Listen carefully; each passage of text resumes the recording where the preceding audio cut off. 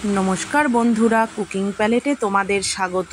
আজকে বানাবো বাটা মাছের ঝোল বড়ি দিয়ে আলু দিয়ে। আমি মাছগুলোকে ভেজে নিচ্ছি। মাছগুলো ভাজা হয়ে গেছে, এবার আমি মাছগুলোকে তুলে নেব।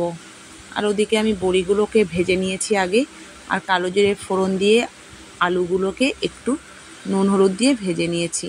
তারপর আমি এর মধ্যে দিয়ে দিয়েছি 1 চামচ আদা বাটা, 1 চামচ নুন, দিয়ে দিয়েছি 1 চামচ হলুদ, আর আমি এখানে কাঁচা লঙ্কা আর একটু লাল কাশ্মীরি লঙ্কা মিশিয়ে দিয়েছি, আর 1 চামচ জিরের গুঁড়ো, ধনের গুঁড়ো 1/2 চামচ করে দিয়েছি। তারপর একটু জল দিয়ে মশলাটাকে কষিয়ে নিয়েছি। এবার আমি এর মধ্যে দিয়ে দেব জল। 1 গ্লাস জল দিয়ে দিয়েছি। এবার ঝোলটা ফুটে গেলে মাছগুলোকে দিয়ে দিয়েছি, আর তারপর আমি নামিয়ে নিয়েছি। তো রেডি হয়ে গেছে বাটা মাছের ঝোল আলু বড়ি দিয়ে। গরমকালে এই পাতলা ঝোলটা ভালো লাগে, তাই এইভাবেই করলাম। ভালো থেকো, সুস্থ থেকো। নমস্কার বন্ধুরা।